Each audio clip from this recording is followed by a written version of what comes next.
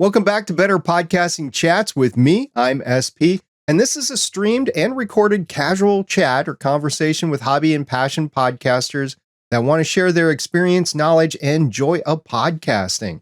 Now, once the live stream is over, I'll take these recorded files and I'll turn it into a podcast as requested by the Better Podcasting community. Now, this past week, I continued using the Rodecaster Pro 2, but just in case something happens, I reinstalled two DBX 286Ss I had in my old audio setup. They aren't powered on, they aren't connected to anything, and they aren't even plugged in. They're simply mounted underneath my left monitor riser on my desktop. And if you followed me on Better Podcasting for any length of time, you know I always want to back up to keeping the DBX 286Ss where I can quickly get to them is enough of a safety valve for me right now. And speaking of the Rodecaster Pro 2, I've been experimenting with it and learning more about it every day. Now, with the help of Bandrew over at Podcastage Discord, we found the master compeller settings, and I started to experiment a little bit with it. I have nothing significant to report for now, but these might be settings I can use to boost the overall recording and broadcast levels that I was experiencing low levels in the first few days of operating the Rodecaster Pro 2. Which will be a major relief for me not to add too much gain in post-production. Still adding gain, but at least not all in post-production. Additionally, I've been experimenting with the USB-C to Lightning connectors using some tips from Randy Walker over in the Better Podcasting Discord, which you can find at betterpodcasting.com/Discord. As it turns out, only the official SC15 and I believe SC19 cables from Rode will work. Now, I did try several USB-C to Lightning connectors from a few brands, only for them not to work. This is an example I'm holding up right now in my hand of an Anchor one. It's still in the box, but it's a USB-C to a Lightning connector. And then I even tried the Anchor, the 519 cord, which is an accessory cable, a Lightning accessory cable. And that did not work either. And then I finally got the Rode SC19 cable in from Rode, and it used it and it started to work with my iOS devices. So that's really cool. Now, Randy over on the Discord did some digging, and in PC Pro Magazine, issue 329 from March 2022, on page 111, it states this, quote, "I've just come across a cabling oddity. My hatred for all things USB is almost visceral, as I have discussed many times before, but one of the beauties of the Apple's Lightning cable solution is that it just works. Right up to the point where it doesn't. I wanted to plug a device in that has a USB-C port and is supported on the iPhone. I have an official Apple Lightning to USB-C cable and plugged it in both ends, so I expected it to work. It didn't. I tried an identical looking cable that came with the product and it worked fine. Turns out that Apple has recently implemented the Lightning Accessory cable platform. In the past, you had to use the Apple camera connection kit to get to a standard USB socket and then out to your third-party device. Now, this functionality can be incorporated into the cable itself from Lightning to USB-C with a tiny embedded chip that provides this handshaking. So now we have cables that work and cables that don't. And you can't tell them apart from the outside. I think that deserves a slow hand clap and a hard stare." Unquote. Now, unfortunately, this means that not only does the Rodecaster Pro 2 require their special USB-C to Lightning cable, but other devices intended to work today, say like a USB microphone into an iOS device, might require a specific cable as well in the future. This also means that Rode has provided cables in 3-foot lengths only or 1.5 meters only. Plus, you need to pay the higher price of $29 versus $19 for like the Anchor 514 cable, or even cheaper like the $10 generic USB-C to Lightning cable I also tried. Nice. We'll see how many more devices this Lightning accessory platform will affect us podcasters in the future. Additionally, I have implemented my Logitech Brio 4K camera. So you've been seeing me on this podcast, if you're watching on the YouTube side of things, through that lens. Now it's being nectared down to 720p because it's a free StreamYard account that I'm broadcasting through, but hopefully you'll be able to see a difference. Definitely a wider field of view, goes up to 90 degrees field of view. You can neck down to 78 degrees or 65 degrees, but that also comes up closer. So you have to have the camera farther away. I'll be experimenting with different places to put the camera in the future, but for right now, it's still on top of that big 34-inch monitor looking down on top of me. So you get to see a lot of the room right now. So if you want to check it out, see how I look, go over to the YouTube side of things at youtube.com/betterpodcasting, and you will see me over there. Now, moving on with the rest of the show, I'm interested in what you have to say about your podcasting experience. And quite frankly, so is the rest of the Better Podcasting audience.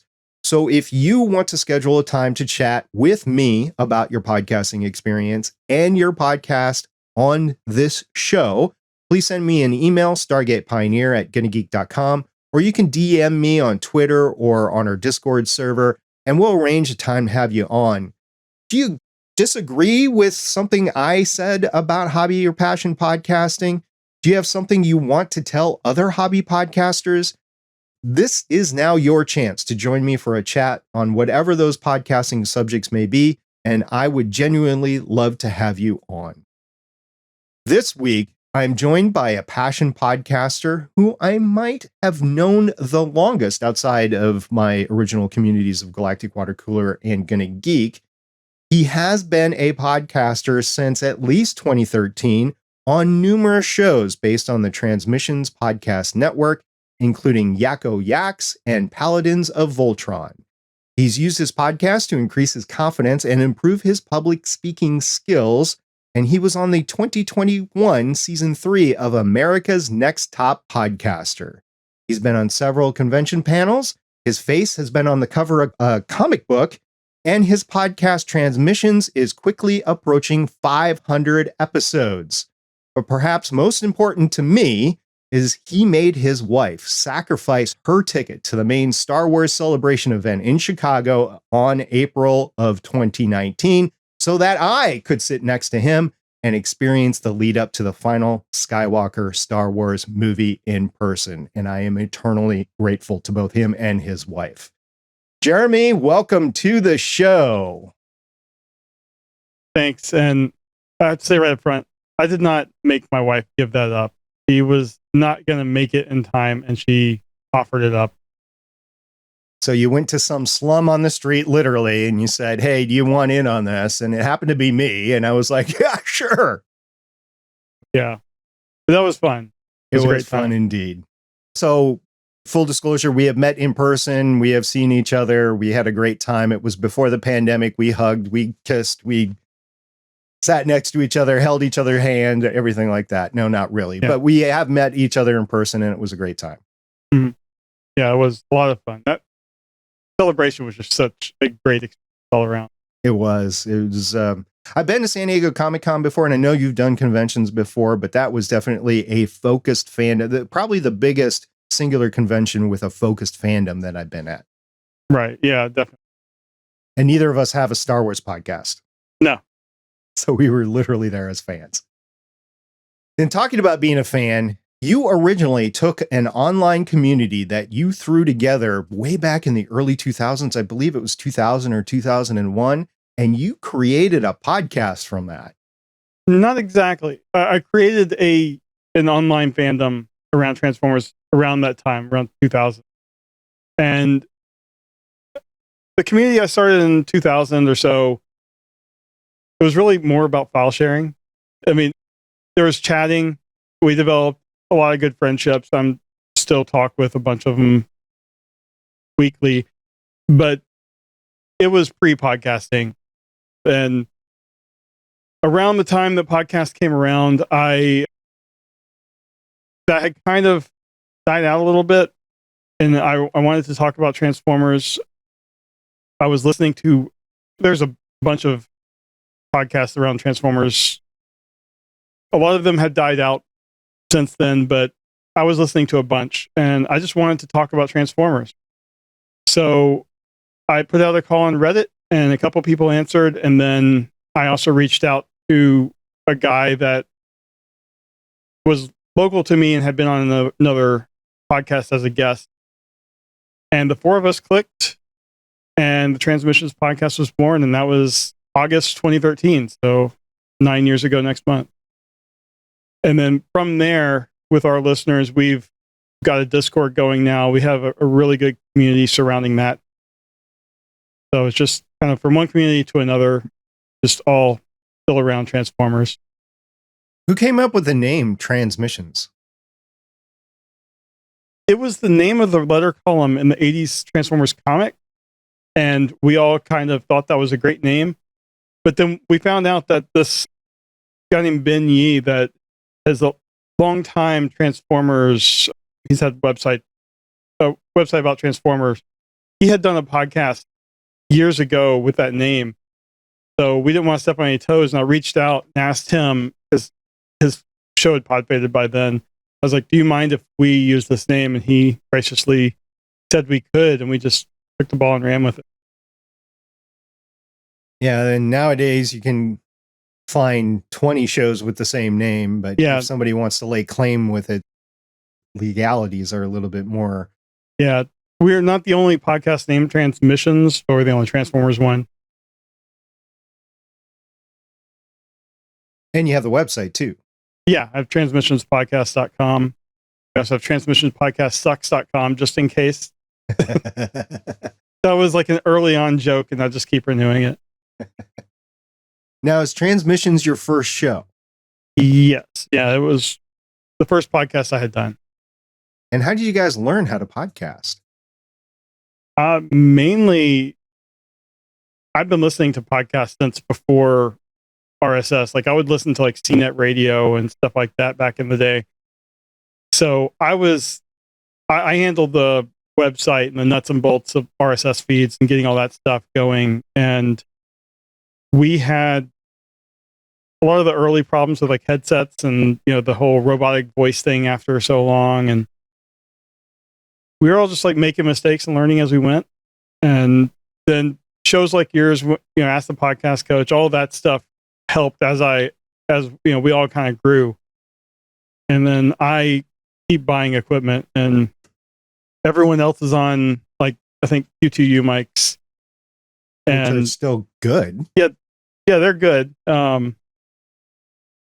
Thankfully, like, my co-host Charles has like the best voice for any audio, anything. So he's kind of our lead voice.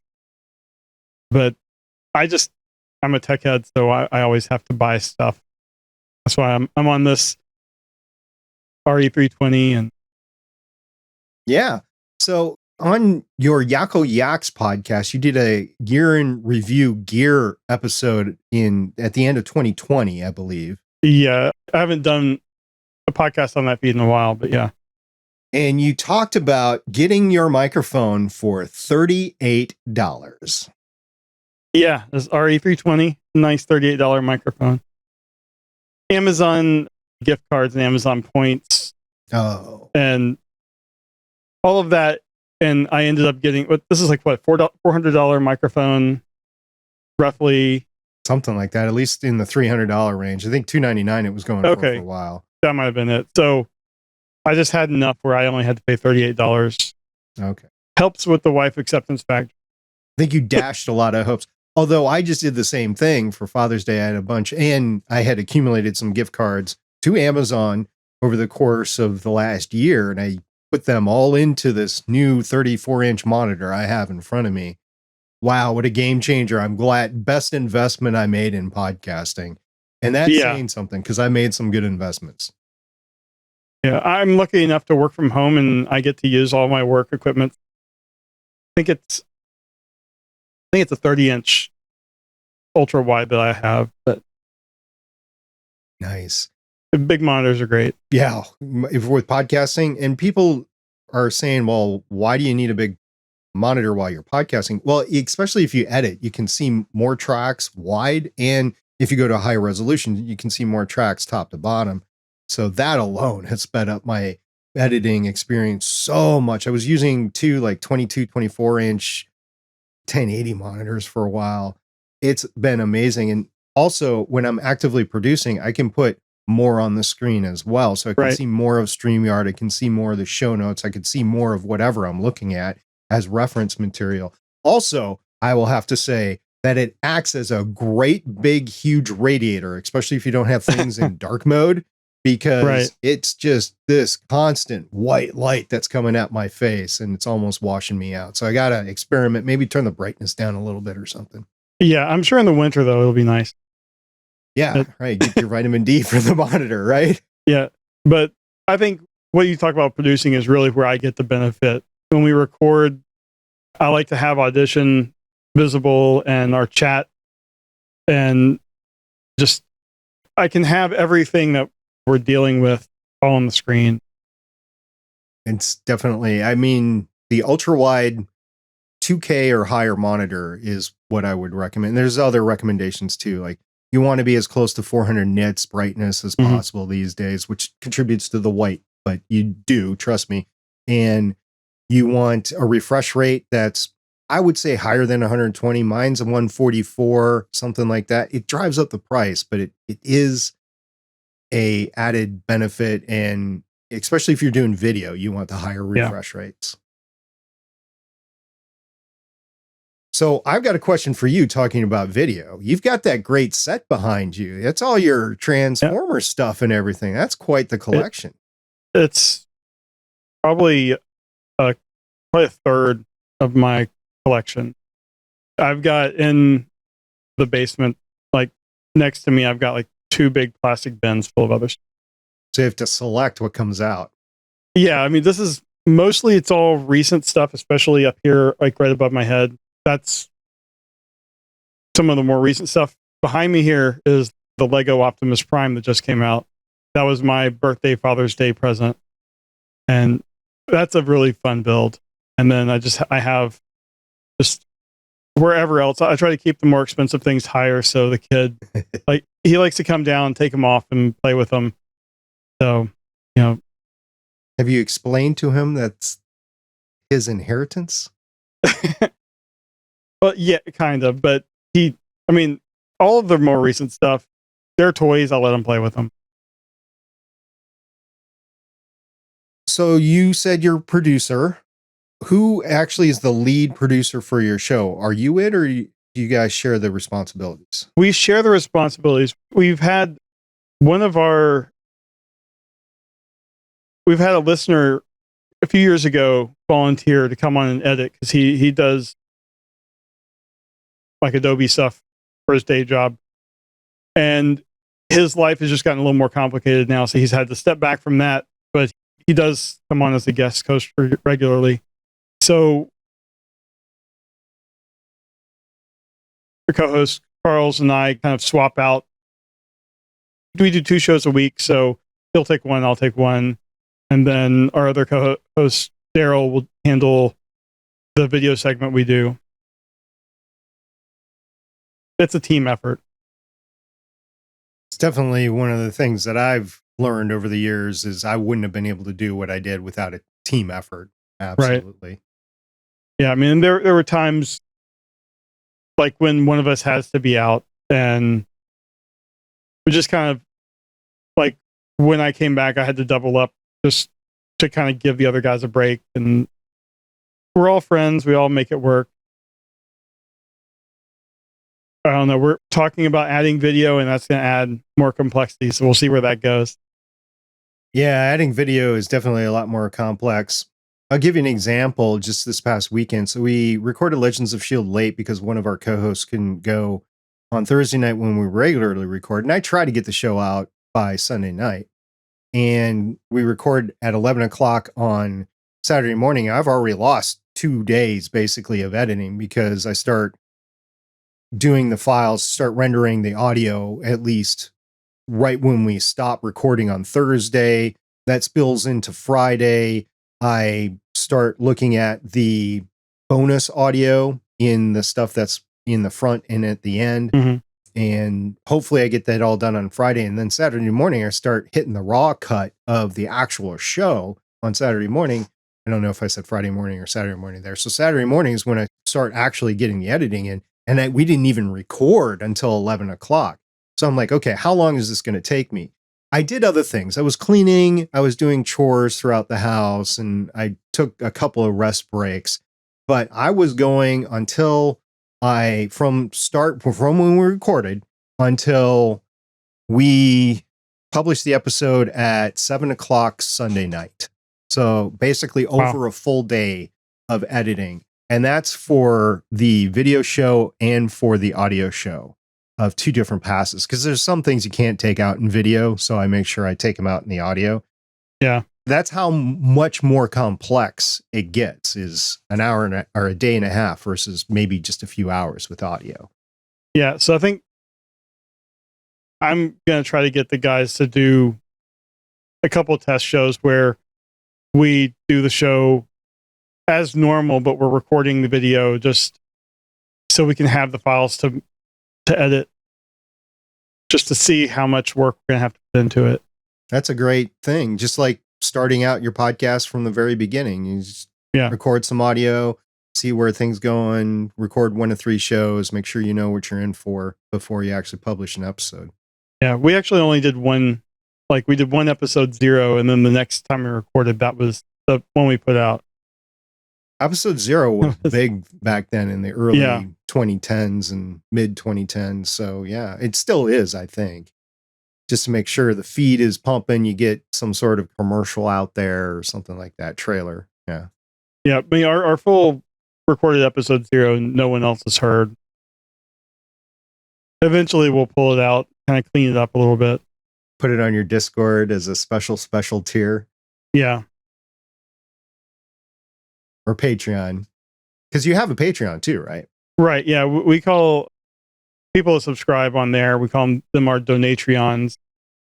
So that gives us the flexibility if we move to another platform, keep calling them the same thing. And we have a couple people that have donated on PayPal for years. So how do you split that money? Because some of your hosts live in Canada. So how does that work?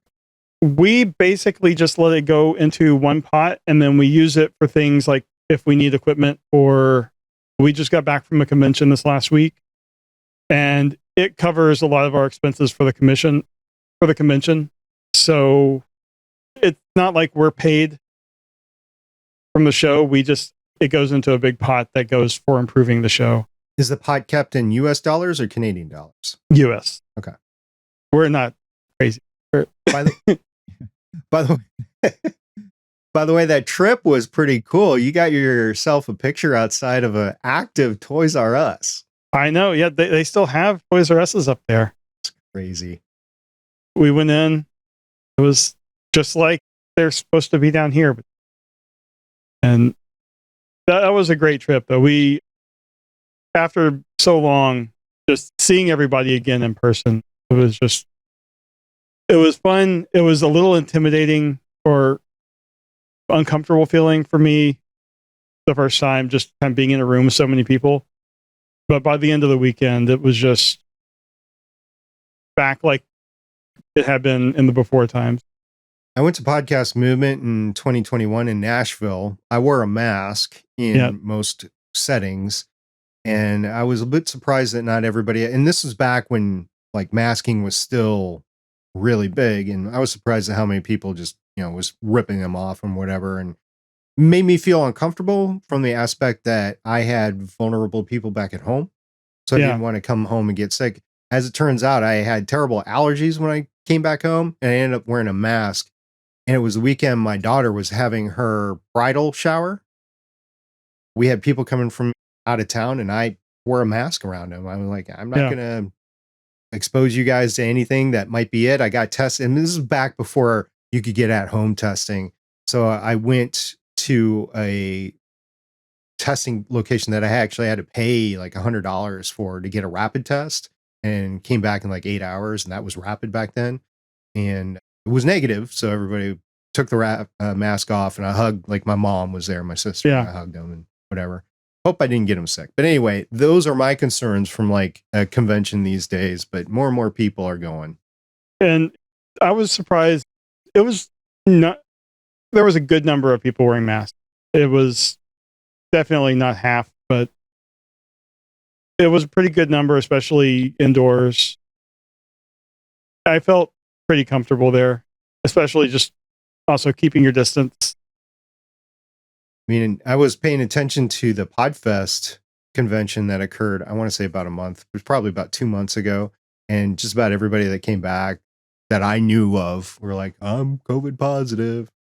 Yeah, that was my big fear because my wife is just recovering from some medical stuff and I did not want to bring anything back. Yeah. I'm glad you're okay, and so is she. Yeah. You've been podcasting for over a decade. No, just 9 years next month. 9 years. Okay, so close to a decade. Yeah. How have you improved your podcasting over that time? Outside of equipment, I mean, that's the easy thing, but just, I think technique, just being more comfortable with the people I'm podcasting with, like my interview skills have increased, my confidence. I mean, I think how I come across in the recorded audio has really helped or really improved. My first ones, I don't even go and listen anymore. I still had problems with the crutch words, but it was so much worse. But I think mainly it is just the confidence and just the comfortableness behind the microphone. And then on the editing side, I've just learned to let some things go. We used to be really, really particular about getting every single bit, and it was taking us forever to edit episodes. And finally, I'm at the point where we're essentially trying to record live to tape anyway. I do some noise reduction, make sure that there are no major mistakes.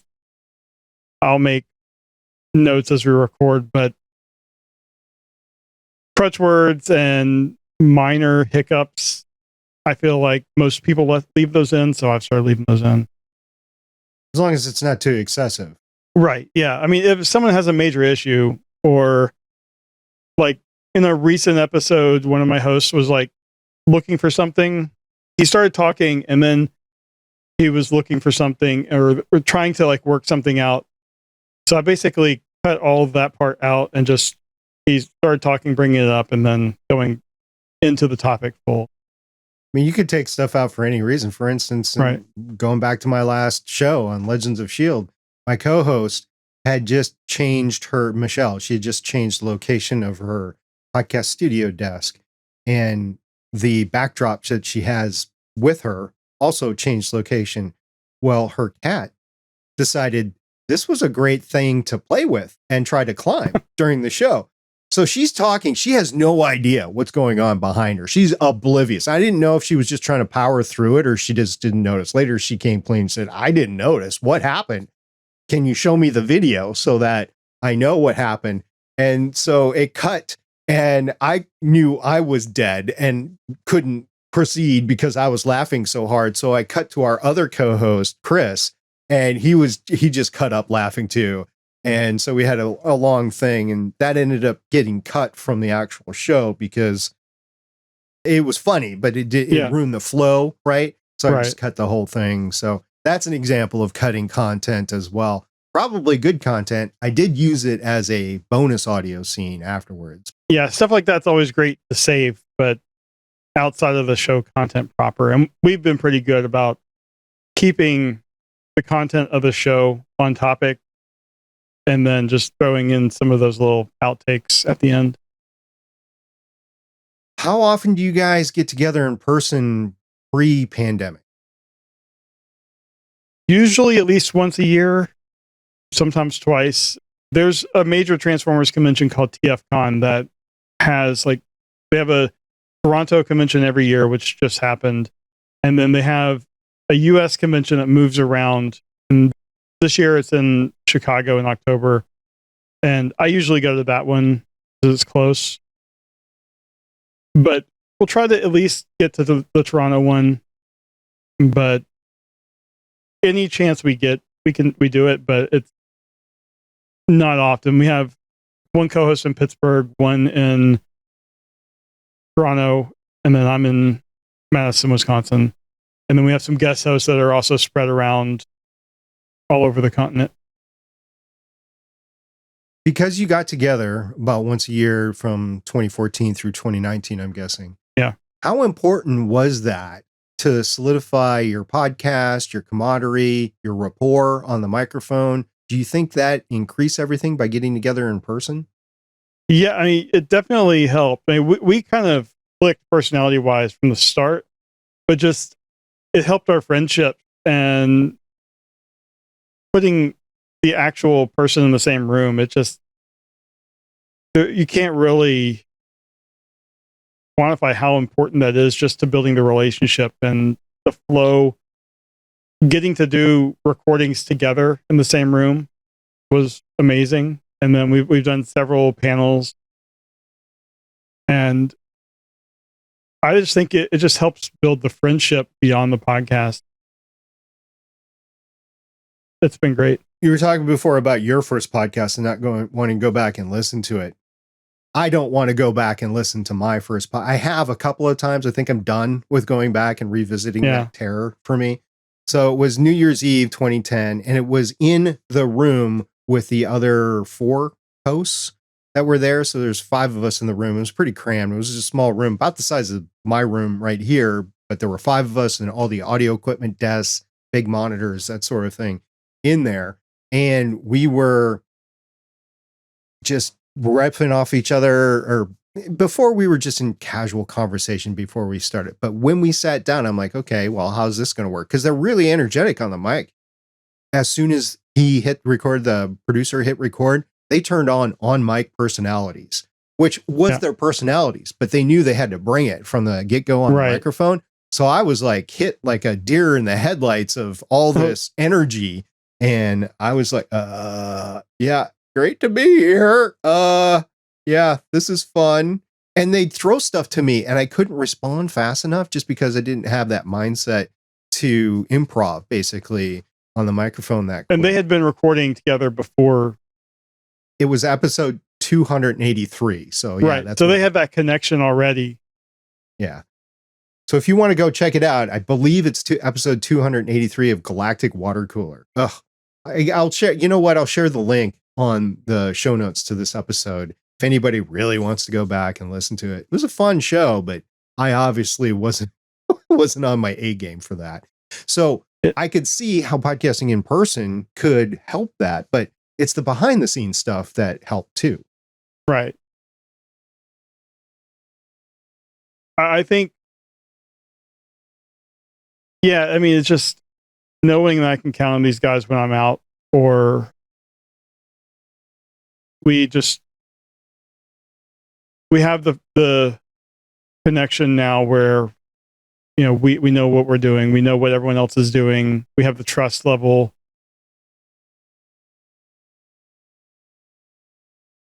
Even beyond doing the podcast, I know I can count on the guys to help out if I needed it. And you trust everybody. You don't cut each other down. You're there to uplift each other. Well, no, we cut each other down all the time, but in a fun, loving way. You know. Yeah, I'm not trying to beat you down. I'm just trying to have fun at your expense. Right. Yeah.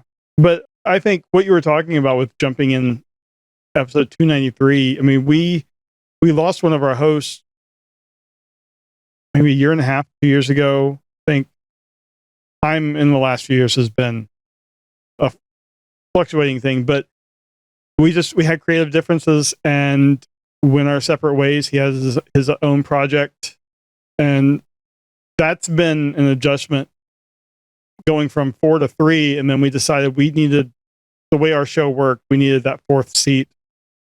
And we brought on some people just kind of as a guest host for an episode, just kind of as a tryout. And we have a handful now that are just rotating 3 weeks out of the month. We have 4 hosts, and that just it helps so much. But we have been cognizant of the fact that they're coming into a situation where we have all these years together. So we know each other's ticks and everything. And it's really worked well, just kind of having the tryout show without any commitment and then bringing them on. And I think the group we have right now are really solid. They each bring different things. And one of the things we're looking for going forward is maybe having one more. We're trying to get a little more diversity into our cast because we have some, but for the most part, we're all like over 40s, male. And so like one of our guest hosts is a female, and I don't know her age. I'm not going to ask her age, but I mean, she's younger than us, but she's been a great addition. But we want more, especially because Transformers has been going on since '84. So there's so much content now that doesn't really interest us as much, but say someone that got into the fandom with the live action movies, we want to have that diversity of opinions as well. Someone that can call us on our hatred of the Michael Bay movies. Well, I think Bumblebee on its own, the movie Bumblebee, probably brought more to the fandom than any other single on-screen Transformer property since '84. Yeah, Bumblebee was excellent. Yeah.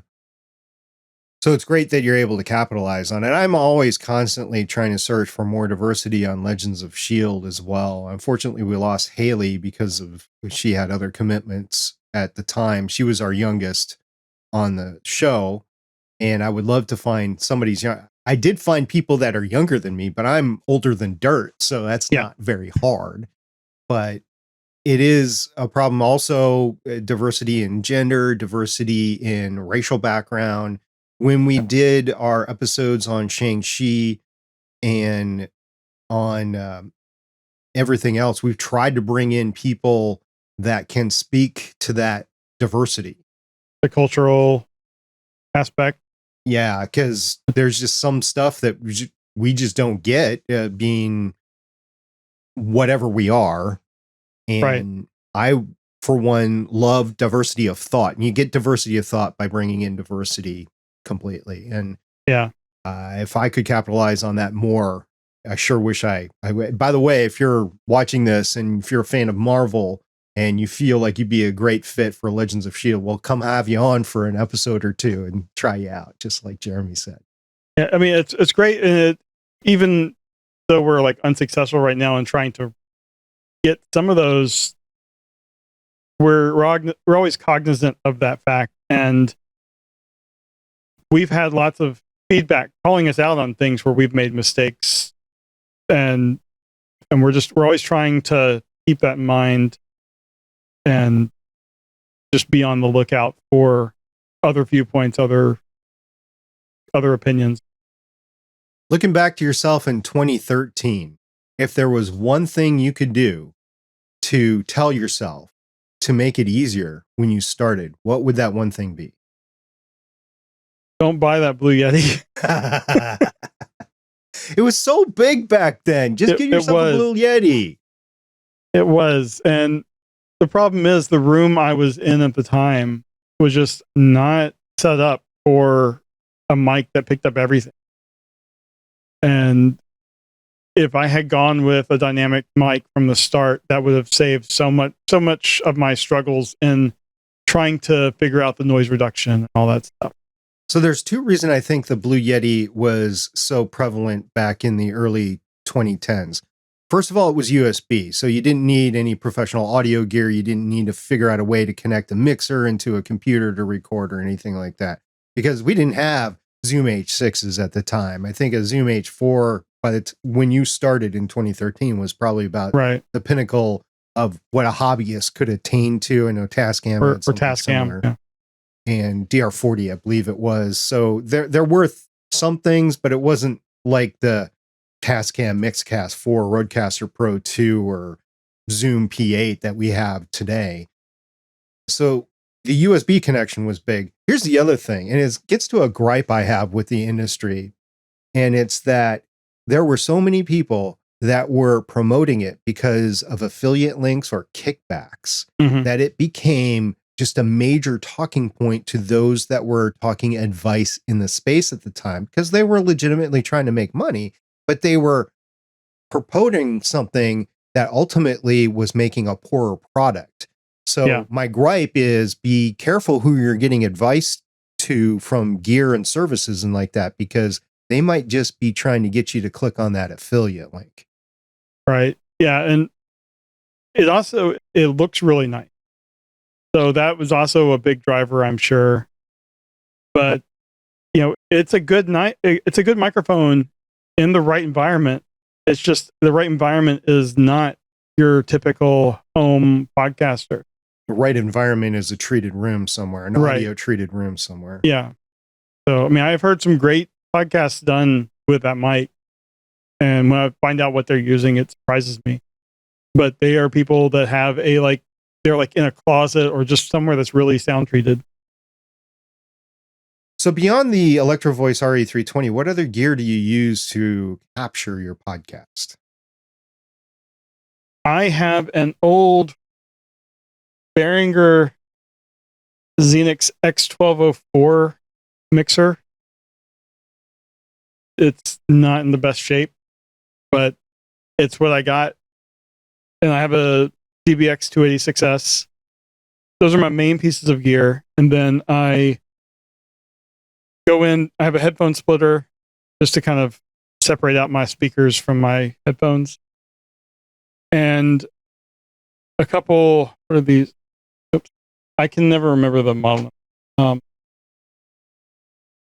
The UCA 202s. Oh, yeah.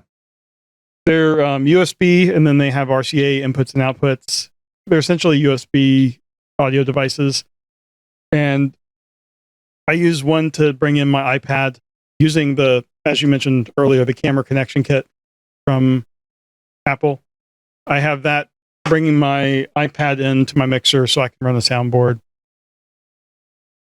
And then we have a Zoom H6 that I've used at times for backups. We use it when we go on the road and do live recordings. And then my current computer is an M1 Mac Mini. And I have a Dell laptop that I use. Both are my work machines, but I get to use them for that. And I record in Audition. I edit in Audition and Premiere.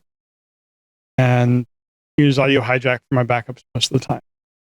And I usually remember to stop the recording at the end, but there have been times that it's been like 4 days later, I realized.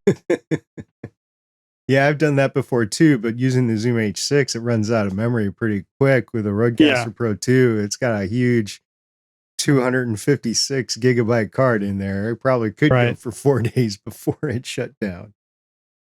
And then you've got these big files. I like to keep my raw files, but in those cases, I'd cut them down because there's no way I'm keeping those. Yeah, for those recordings, definitely cut it down.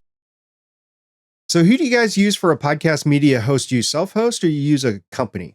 We started out self-hosting, and then I can't remember exactly what the episode number was, but we went with Libsyn, and we're using them for hosting now. I didn't move over all of our files, so the earlier files are all still on our web host, which is DreamHost. And then, we also put out stuff to YouTube and Facebook and, all the normal places. You guys have a pretty intensive graphics, or at least you do new graphics for just about every show. What's your approach to that? Who does that? Is this a split venture? Do you do it, or? That's all me. I have some templates set up in Photoshop that we try to have. So I guess we didn't really describe the shows. We do 2 shows a week. One is based on the Transformer toys, and one's based on all the media, the comics, the cartoons, the movies, all that stuff.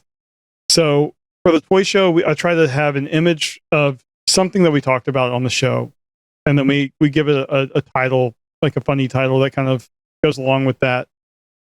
And I have in my Photoshop library a file with this transparent background that I'll get the image set up, apply that, change the text, and it's done. It's if I know what image I'm going to use, it's like a couple minute process.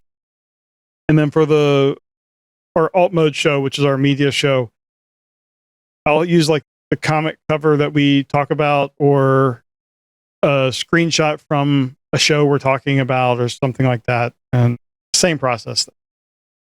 And I'm no graphics wizard, but it's something I dabble in. I enjoy messing with it. So I've come up with like different logos for our show that resemble the actual official Transformer logos. You can see on my shirt, this is a logo that resembles like the early 2000s Transformers logo that they did. Our current one, which is on my AirPod case here, resembles it's not the current logo, but it's the one they just stopped using. Did you have those made up, or is that like a decal that you threw on there? This is, I'll have to find the link and give it to you. It's like Piecify or something like that. It's a one-off. I just uploaded my graphics. Okay. And then on the background, we have our non-infringing bad guy logo. It actually spells out bad guy, but looks like the Decepticon logo. That's awesome. Yeah. And talking about art and everything, I mentioned it at the beginning of the show, your face is on the cover of a comic book, the Transformers Till All Are One. Yeah, the first issue of that, we decided we would see what it would take to commission a cover. We commissioned that artwork, which is an homage to a 1980s Transformer book, and then we got to put our logo on the front. And I don't know if we made our money back or not, but it was fun. It's something that I don't know if any other podcast that has done, or at least had at that point. And you want to look for ways to make yourself stand out. And like at conventions, when we can sell a comic, or at these days we give them away, it's something neat and kind of gets your name out there. For the record, I did purchase it. So for the audio listener, I was actually holding up the comic book. I have the physical comic book. It's bagged and boarded, and I did purchase it. So I have a CGC graded one. Oh, it's nice. 9.8. Yeah. Where'd you go to get it graded? Oh, this was a CGC. Okay. So it's one of our co-hosts did that for all of us. Very nice. Nice. I'm just happy to have a copy.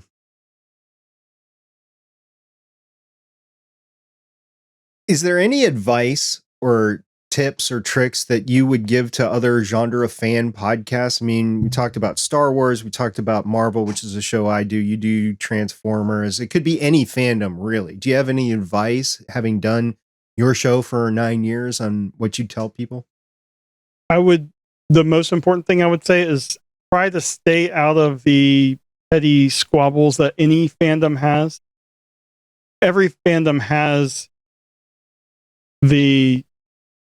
whatever the infighting is between the fans and the people that they deem as like not fans enough. It's all kind of background noise to the casual fan. And I would say focus on the casual fan audience in terms of who you're trying to reach, even though you yourself are not a casual fan, you're like a more intense fan. The casual fan doesn't know about whatever the main like online fandom that's on Reddit or on the message boards are arguing about. And I just try to stay above all that. And I think it's really helpful when you want to promote your show, you're not burning any bridges on either side. You're just kind of staying out of it. And then also, I would just recommend reach out to the people that are creating the media in your fandom on Twitter, on Facebook, wherever you are and wherever they are. Shoot your shot, ask for interviews. I found that comic creators are a lot more approachable and easier to get. But we have had some voice actors come on that we contacted on Facebook, and we asked politely, explained who we were, and a handful have been gracious enough to come on. And I would also say reach out to the publicity or the media contacts for the various people or the various creators. So we've had not really Transformers related, but Rob Paulson put out a book a few years ago, and I reached out to the publishing company and was able to get an interview with him. And he did do a voice or a couple of voices in the original Transformers cartoon, but as a fan of the Animaniacs, that's I was like, I'm going to shoot my shot. And I got an interview, I think it was around 45 minutes. And it's just things like that just kind of re-energize you, and you'll never get to do it if you don't ask. So I say go for it. If they say no, you have lost nothing, and see where it takes you. That's two really good pieces of advice that you just gave. Yeah. One was don't get involved in any controversy. It's a little bit more difficult with some bigger fandoms than you might want to think, but at the same time, you don't want to poo-poo what somebody thinks is their part of the fandom. Right. I'll give you a little example. There are those of us out there, and I know it's hard to believe, that actually like Jar Jar from Star Wars, right? And so if you're listening to a podcast on Star Wars that are just continually ragging on Jar Jar, I mean, I get it. A lot of the fandom does, but I'm like, I actually like it. So you're invalidating my opinion. So that's an extreme example, by the way, because Jar Jar is almost universally hated. I get it. But well, I mean, as someone with an 8-year-old kid now, I have to appreciate Jar Jar for reaching the audience that he was intended for.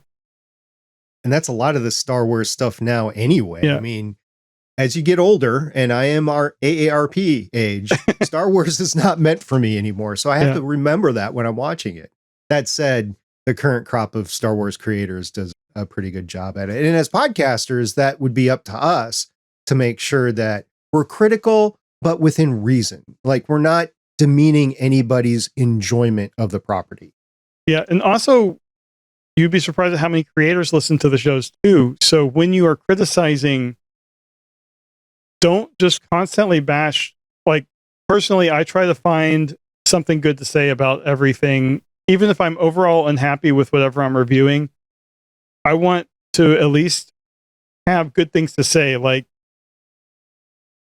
the Transformers series that just ended, I wasn't a huge fan of the pacing of it, but I thought there were a lot of really good ideas. The art on the whole was really great. So I always try to have a balance in my review where the audience knows my overall opinion, but I'm not bashing the creators because they didn't set out to put out a bad product, and someone out there has to like it. There are people that like the Michael Bay movies. I'm just not one of them. Yeah. So we also we don't talk about the Michael Bay movies a lot anymore. We figure we've said our piece. There's another live action movie coming out next year, and we'll get our shot again to hope that it's a good one. I'm no longer a DC podcaster or a podcaster on the DC Comics side of things. There's two important things about that. First of all, one of the creators did contact us back and forth.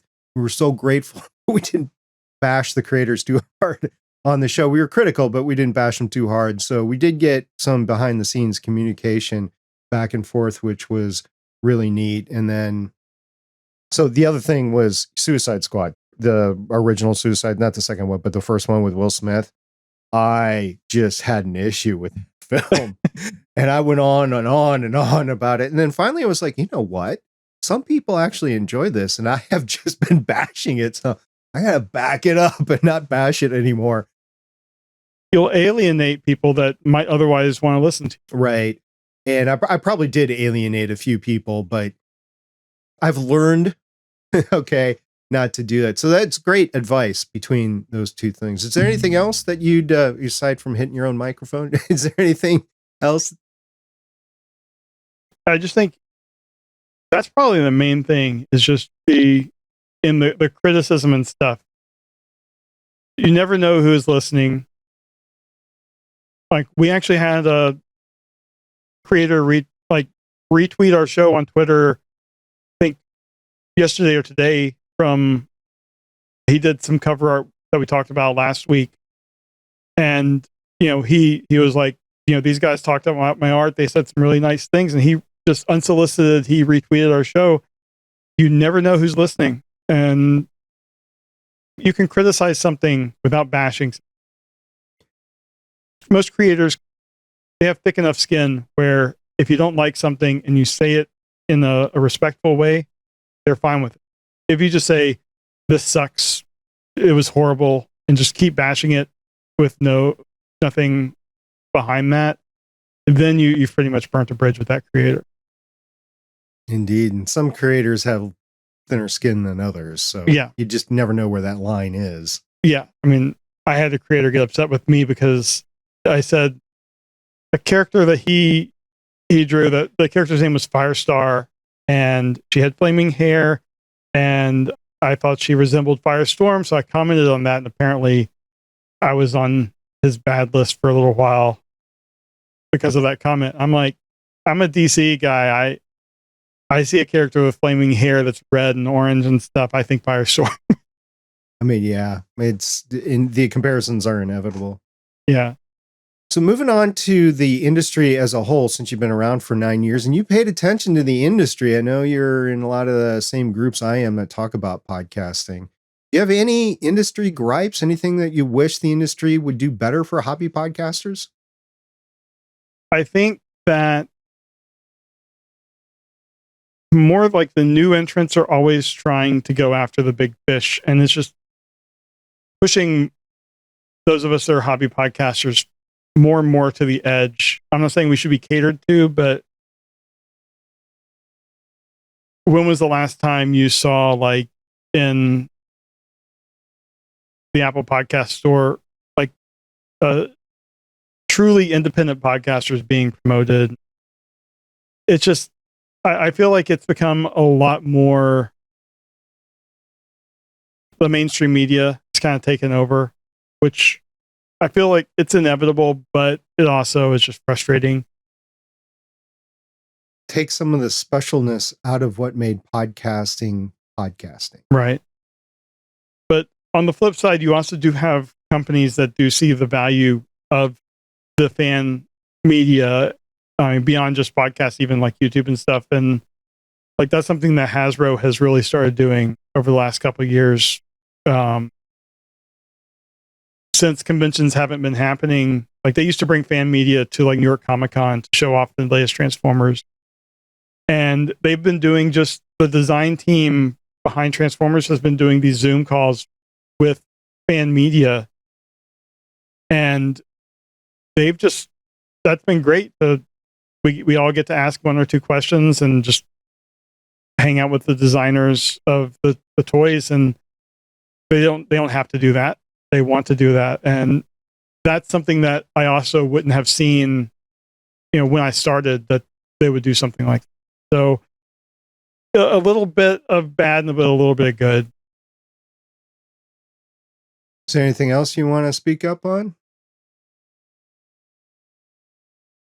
I don't know. I mean, I think we are getting a lot of really good tools now. I wish they were a little bit cheaper, but things like the Rodecaster Pro that you've been talking about, the ability for someone just starting out to spend a little bit of money and just sound like a professional radio producer is amazing.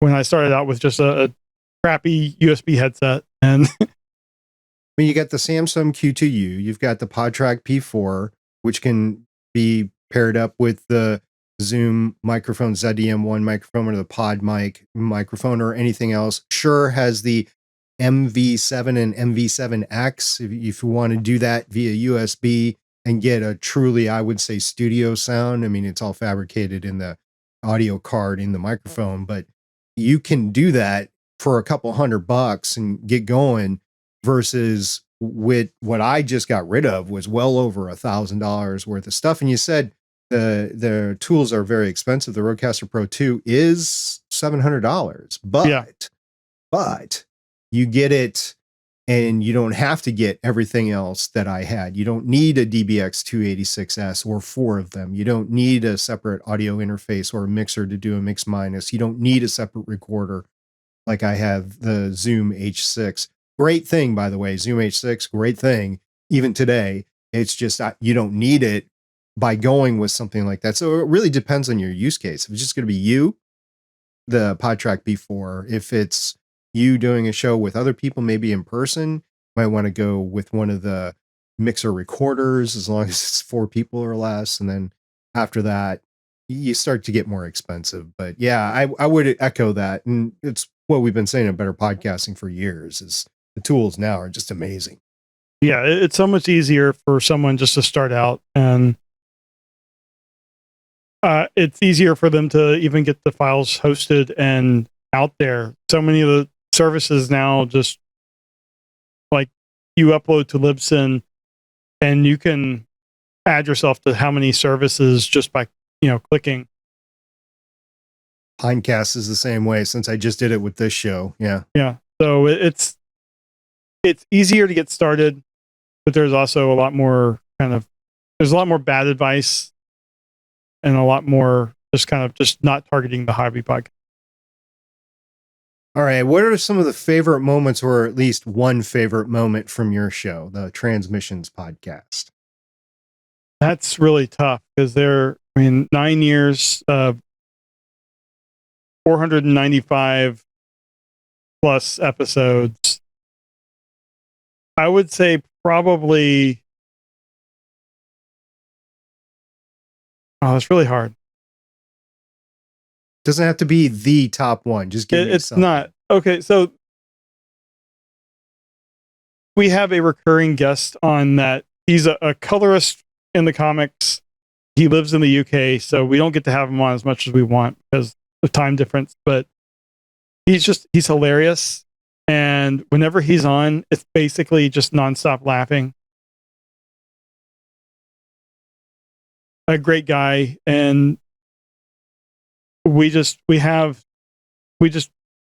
impressions of like Gandalf and Orson Welles as Unicron and stuff. But it's just, his timing is great. He clicks with all of us. Like, it's just a blast. So anytime John Paul Beauvais is on, it's a party. And I don't know if most of the listeners like it or not, but we have fun. Sometimes that's all you need, is you need to have fun. Yeah. One day we're going to be at the same convention, whether he's over here or we go over to the UK, but it's tough both ways, but hopefully one day we'll see him at a convention.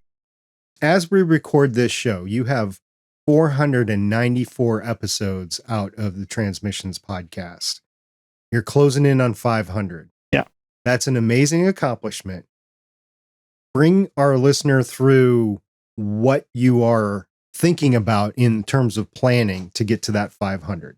All right. And it's 300 of the Alt Mode show, because at episode 200, we split it out.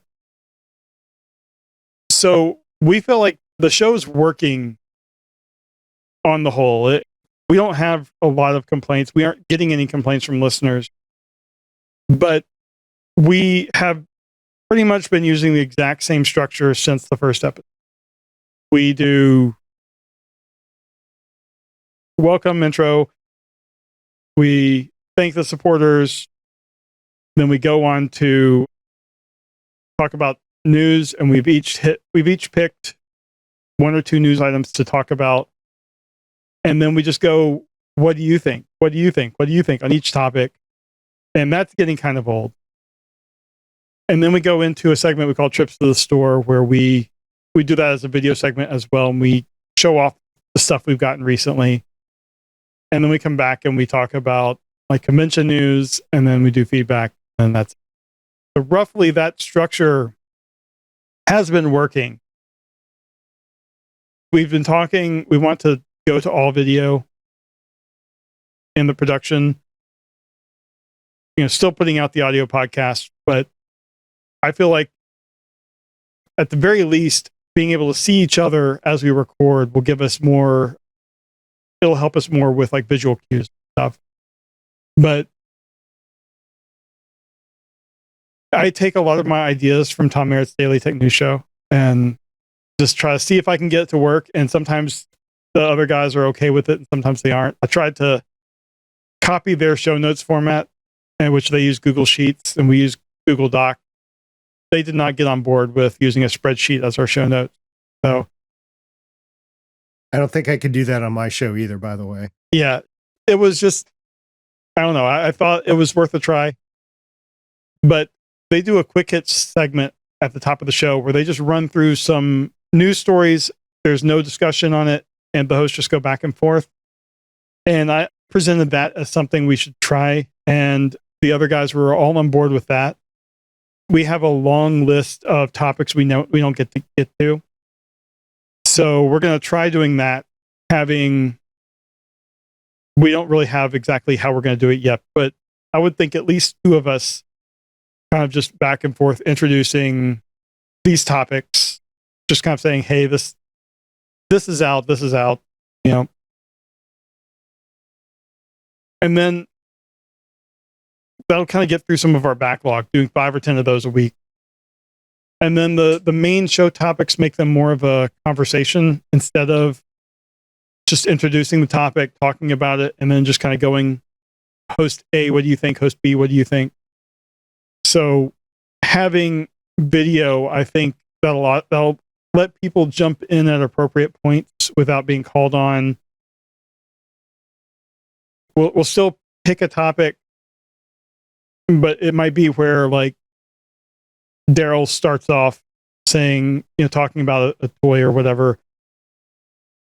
And then he will naturally just kind of come to a stopping point where there'll be some silence.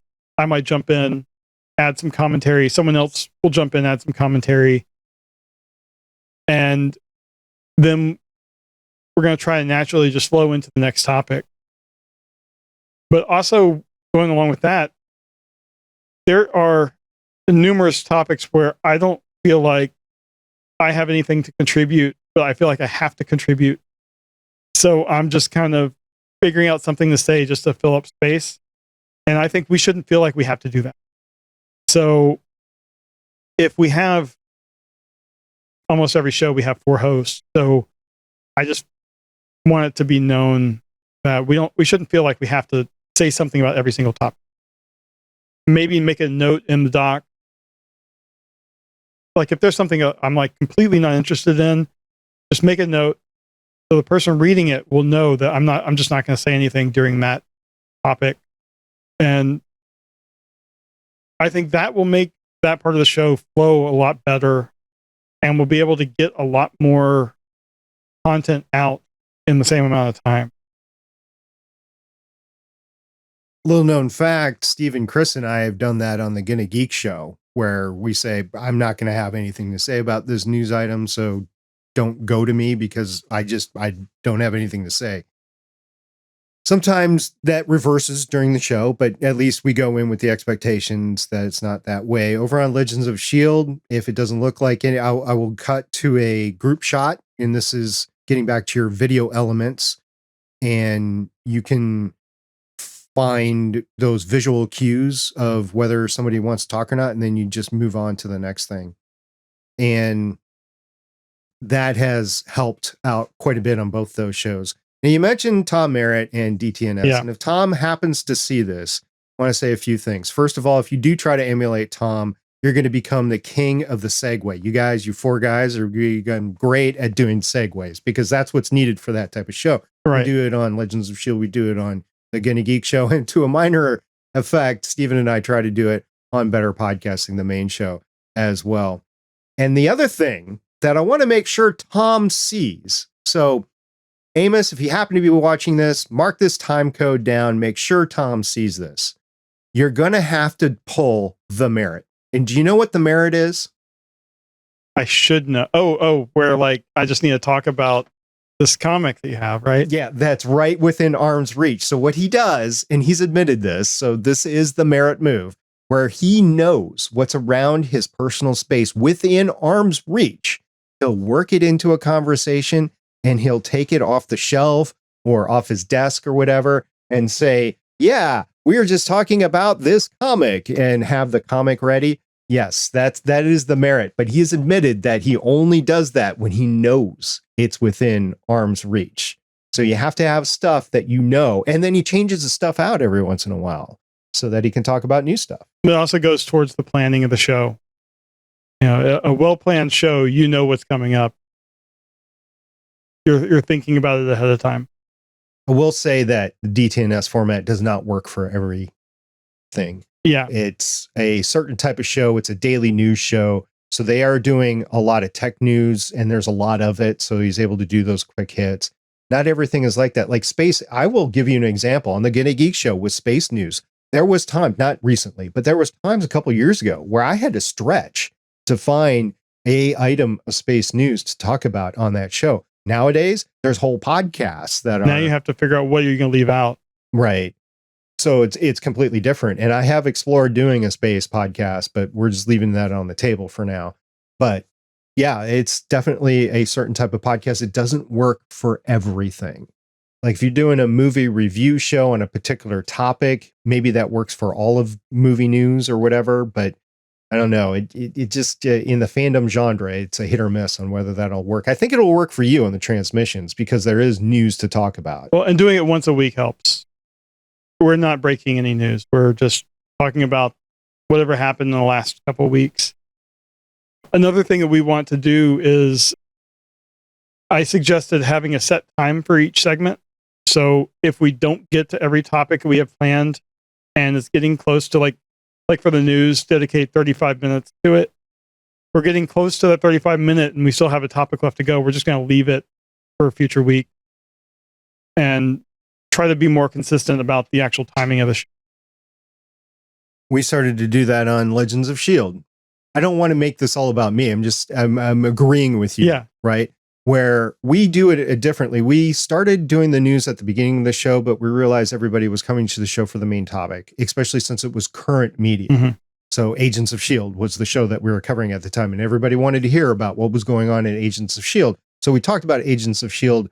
at the start. We switched that around. I forget which episode that was that we switched it around. And we talked about news at the end. That kind of helped us measure how long the conversation needed to be for the main topic. But there were weeks that went by that behind the scenes, I was like, nope, we are cutting. We have gone an hour and a half talking about this 45-minute episode. We are not going to do news this week. We'll talk about it next week. And yeah, that was fine with everybody. It's a little easier with the news on the tail end. Right. And we do that already now with some things. Like if we're getting really long, we try to have our shows be roughly an hour, but the toy show always goes long. So if we're getting done with trips to the store, we might just cut out convention news or feedback and push that to the next week because there's time.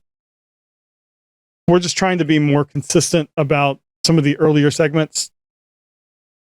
I don't know, just try to be more respectful of the time that we have allotted. And then on our alt mode show about the media, the current publisher of the Transformer comics is IDW Publishing, and they are losing the license at the end of the year. So there's like uncertainty going forward after probably November, unless like as this weekend of San Diego Comic-Con. So maybe they announce something this weekend. I don't know. That would be my luck that we plan for this and then new publishers announced. But we're planning for a long drought of no new comics to review. And I was thinking there's not a lot of comic news, but there's going to be some cartoons starting up in the fall. We'll have media news. Maybe we just make alt mode just the news and have a short 15 to 20 minute podcast. And then we break out the reviews as standalone episodes when there is something to review. And that might be something we at least try. I don't know how it'll go, but the other guys are on board with trying that. So a lot of what you've been talking so far are format changes for your 500th. Is there anything special, any special planning leading up to the 500th episode? Well, leading up to it, or actually on the 500th? Yeah, on the 500th, we're going to try to do some special stuff. Okay. I'm not sure entirely what we're going to do. I've just been focused on, I want to do something after, like make these small tweaks to make the show better. We do have new theme music that we have commissioned from a friend of mine, and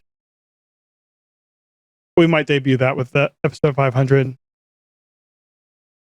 One thing with going with video, every video we put out, we get copyright claim for using the Transformers theme song. Have you successfully fought that at all? Some of them. It depends on which version of the theme song we use. If we use the version that Black Lab recorded, that one never gets any resolution, but some of the other ones we have. But we don't have enough subscribers to monetize, so it doesn't really matter. But I've gotten sick of that, and Mike, our co-host and former editor, sometimes editor,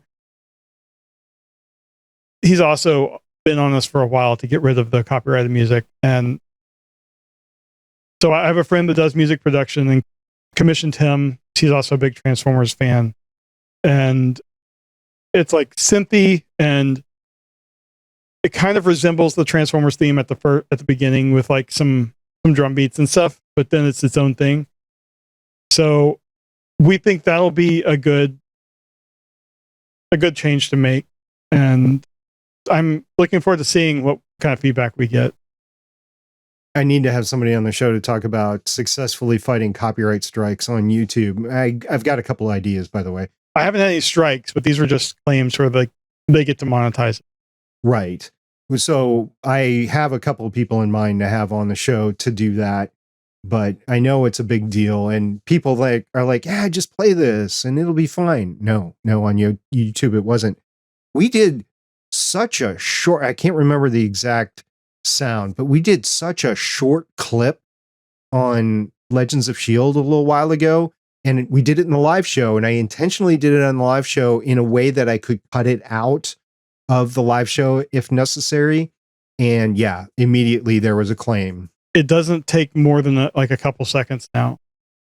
I was prepared to fight it with fair use, and I think legitimately I could do fair use with it for that particular application because it was a transformative work.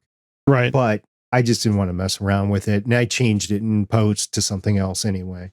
Yeah, we'll see what happens when the new movie comes out and we get trailers, because we didn't do it for Bumblebee because of this, but the movie before Bumblebee, we did one of those like live reactions to the trailer, and that got taken like copyright claimed immediately. You were actually watching the trailer? Yeah.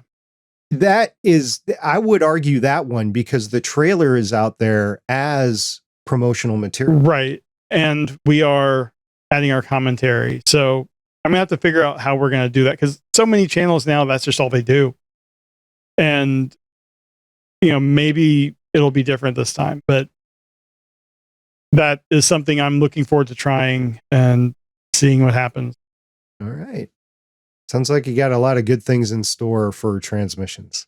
Yeah. And then we also have a couple other smaller things where one of our co-hosts, Daryl, has unfortunately had a lot of free time added to his life. And he's just been doing some interviews with particularly people out in the UK because of the time difference. Since he has all this time in the middle of the day now, he can record when it's convenient for them. So he's been doing all of these one-on-one interviews, and we've been slowly putting some of them out just kind of as bonus content. And we're going to try to keep doing that And then he's also going to do another show with one of our guest hosts, talking just on a single figure for like 15 to 30 minutes. That's kind of an evergreen type of show. So we're keeping the main shows, but we're trying to expand out in different areas just to kind of see what works and keep our interest up.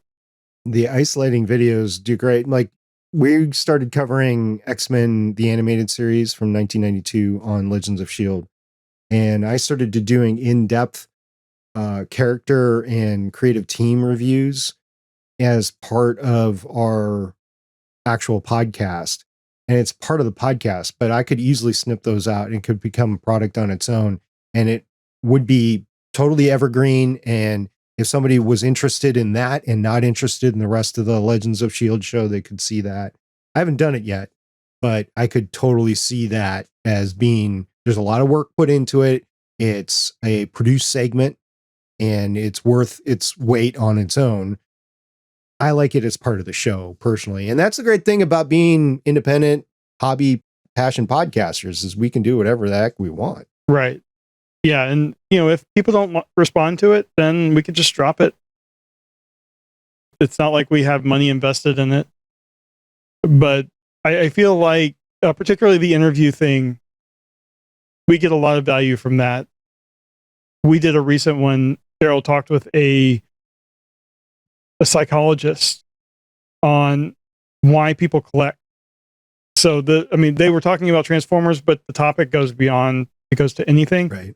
And that was just really interesting on its own. And I like that we aren't locked in to our rigid format so much where we can't explore other aspects and just kind of see what works. So I got a question for you, Jeremy. What has been your favorite Better Podcasting Chats with XP episode so far? It hasn't come out yet. This one. I like this one too, yeah. I like the format. I like that you're getting some better podcasting content out there. Yeah, as I say at the beginning of the show, this is interim content until the Better Podcasting main show comes back, because Stephen and I have decided to bring it back. It's just a question of when and what it's going to look like, because we'll probably, like you were just talking about changing formats, we'll probably change the format up a little bit, but it depends on what we want to do. And we haven't had that conversation yet. We both have some ideas, but we haven't had the conversation yet. And that's the hard thing. I mean, we meant, since we were all at TFCon last weekend, we meant to sit down at some point and talk about all this stuff, and we just never got a chance. We were all having fun doing other stuff, being around each other. So we talked about it before we recorded last night. But I think life is just, particularly I think Stephen has small children like I do, and that just complicates things in terms of timing. It does. So hopefully he gets the time and can, y'all can come back bigger and better podcastinger than ever. The old thing that was said that babies kill podcasts? Yeah. It's not babies that kill the podcasts. It's not even toddlers that kill podcasts. It's when they start getting to be elementary school age. Right. And start to be involved in a lot of activities and stuff like that can kill podcasts just because of available time. Yeah. Or when they start staying up late. Because babies will sleep all the time. That's fine. But especially summer break, my kid is blowing through his 7:30 bedtime. Oh, yeah. Cherish those moments, kid. Yeah. Because school's coming soon. The other thing you said you meant to get together at a convention. In my experience, this is just the audience for Better Podcasting here. In my experience, unless you've said beforehand, you've stated a time and a place and an agenda before you even get there, that we're all going to get together at this place at this time. We're going to talk about this. If you haven't done that, it's just not going to happen, because you're going to get caught in the rush of the moment, the flow of events, just catching up with each other, as you were saying, having fun. And it's one of the main reasons when I went to Podcast Movement last year that I intentionally didn't bring any recording equipment. I intentionally did not go with any agenda. I went with the flow for quite a bit. I was try to experience different things to get from my own standpoint of being a hobby podcaster. What is this conference going to bring for me? And I was able to bring some of that back for the Better Podcasting audience because we did a show on that, but actually 2 shows on that. Better Podcasting Live and then a Better Podcasting main show. But the point there is, yes, you can, since you're all getting together at a location, you can do that, but it has to be planned out. Right. Although one more thing about conventions that I never really expected, I should have, but meeting listeners has been really cool. We just, like, over the years have met so many listeners that tell us how much they enjoy the show. And in my mind, I'm still doing it with an audience of like 1 or 2 people. And it's just actually finding out people listen to and enjoy your content is just, it's a weird feeling, but it's rewarding.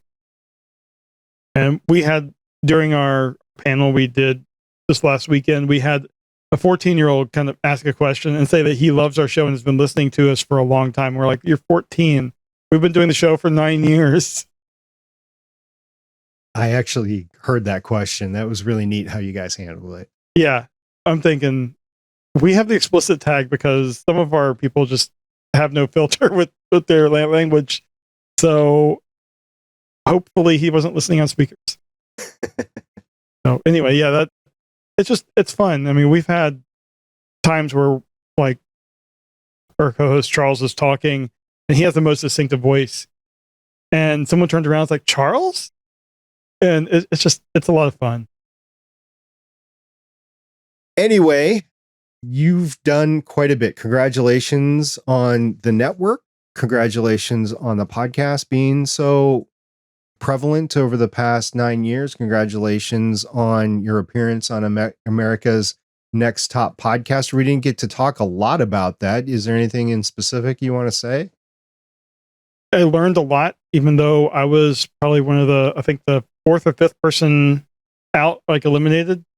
I didn't get very far, but it was a big learning experience, and made a lot of good friends through that.